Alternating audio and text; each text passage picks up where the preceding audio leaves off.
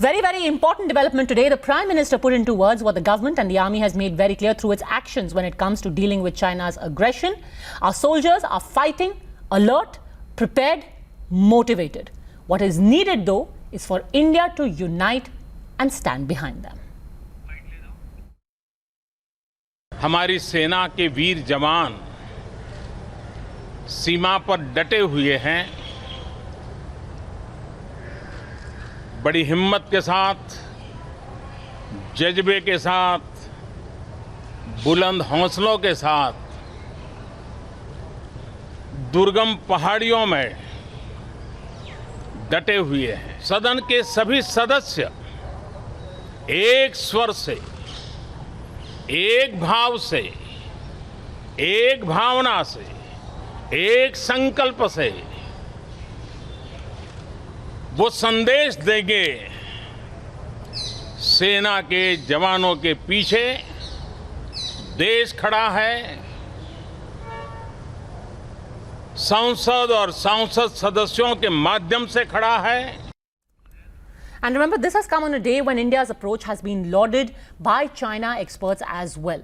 I want you to listen in to the language that was used. Writing for Newsweek, American expert on China, Gordon Chang, has said that the Chinese army's misadventure with India has flopped. In fact, he goes on to say Beijing is accustomed to getting its way in disputed territory, especially because Indian leaders and soldiers, psychologically paralyzed by their loss in the 62 border war with China, played only defense.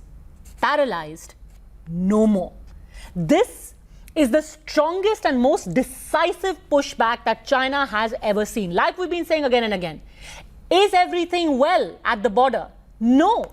And it's not even possible because you've got a country that is literally trying to grab your land. But is India sleeping? Definitely not. We've been saying it again and again. Now even China watchers are saying it. But are the politicians and the politics within our country able to recognize this very reality? You're watching the News Hour at 10, debate number 2 on Times Now, Super Prime Time.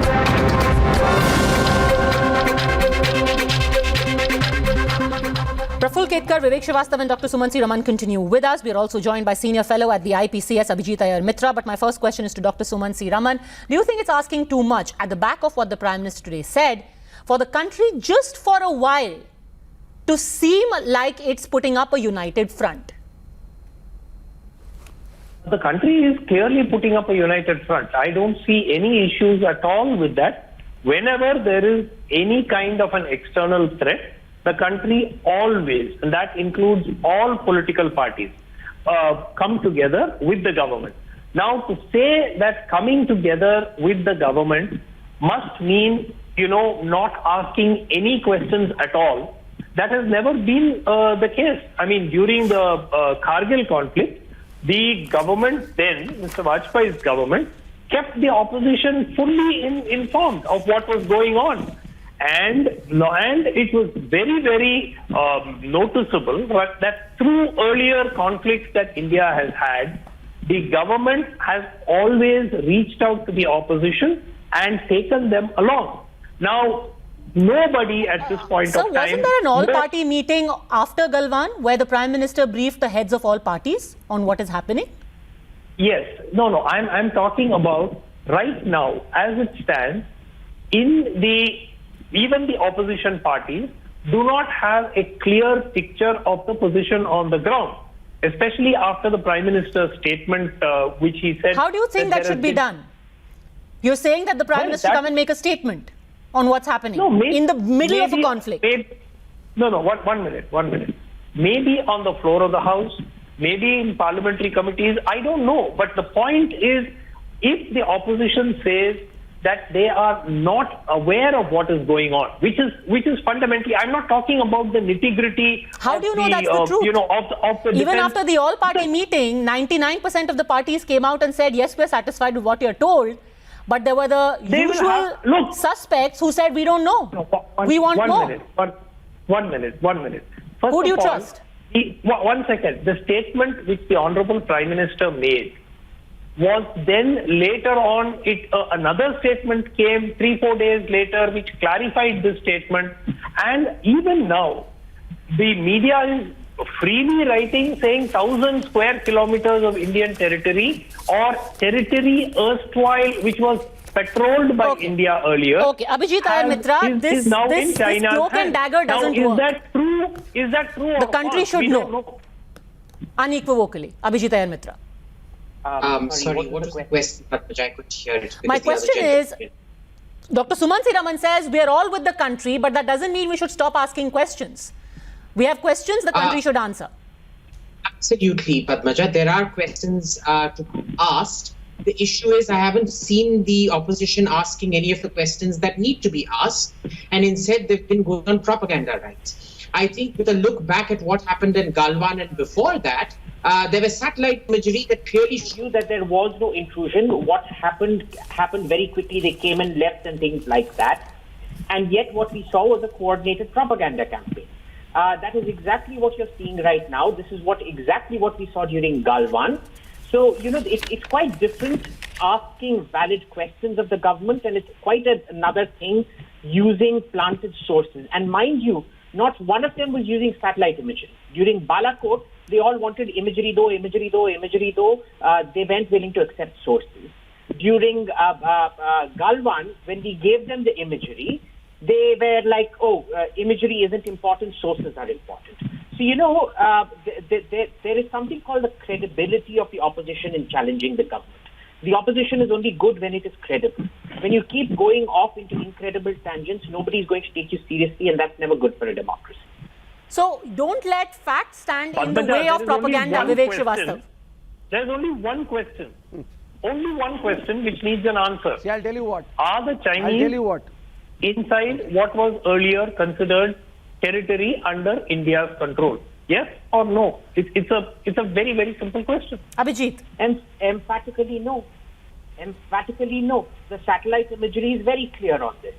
So the media extensively has been writing about 1,000 square kilometers territory being occupied. Yes, sir, they have been writing about it, but they are refusing to provide satellite imagery because they are refusing to provide satellite imagery, which I purchased at the cost of $50.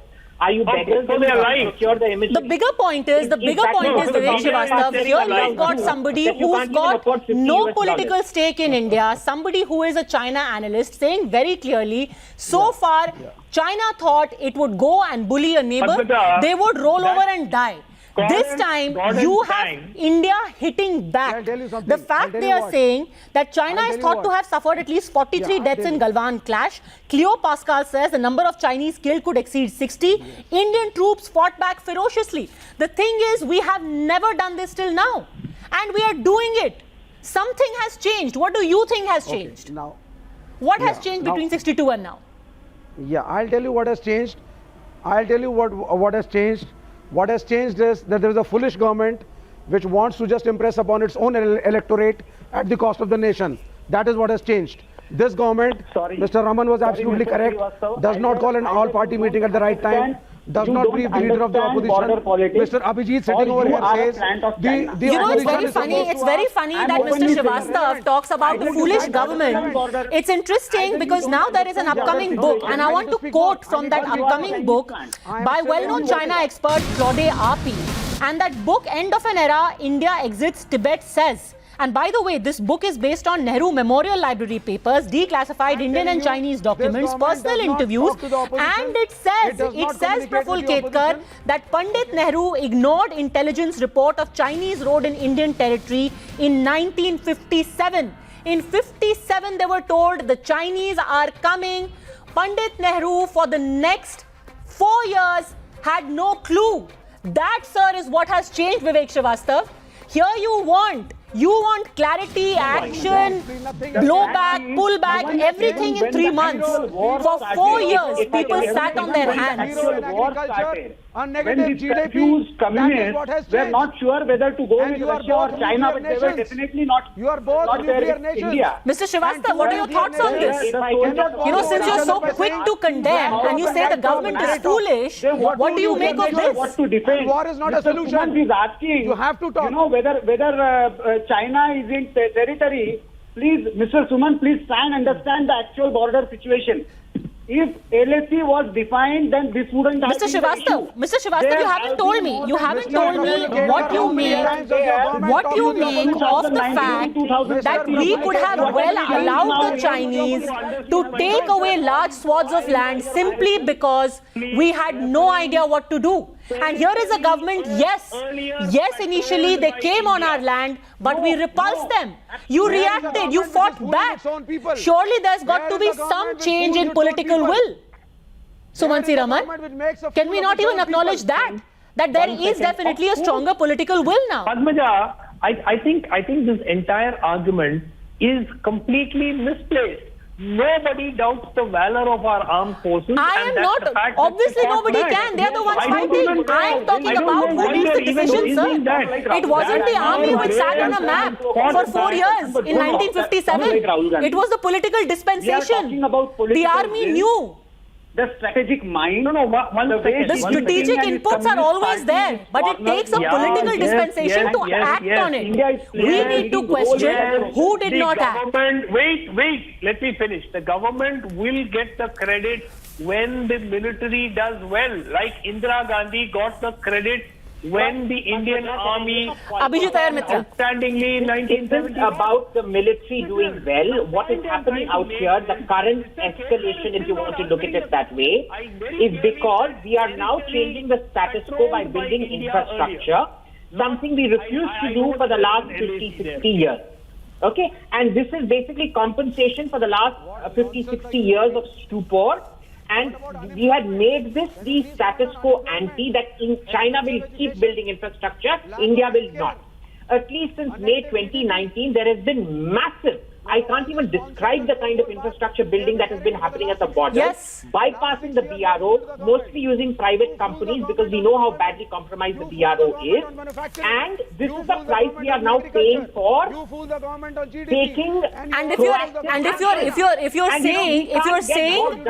you're saying that there is absolutely no political involvement or a political decision making that has an impact on what is the outcome of a war, I'm going to leave all of you with an excerpt of the book. In early 1957, an audacious secret mission into Aksai Chin saw an Indian Army officer and a Havaldar join a group of yak grazers in disguise, provide first-hand evidence that China had illegally built a road in territory claimed by China. Unfortunately, the efforts of Lieutenant Colonel R.S. Basera of Kumaon Regiment and Havaldar Diwan Singh of the Corps of Engineers went a-begging despite immense risks, because then Defence Minister and then Prime Minister Jawaharlal Nehru remained skeptical. That, sir, there was a brave army then and there is a brave army now, but the lack of will is at another level altogether. Which is why we have to recognize when action is taken, who gives the green signal. Thanks very much for having joined us.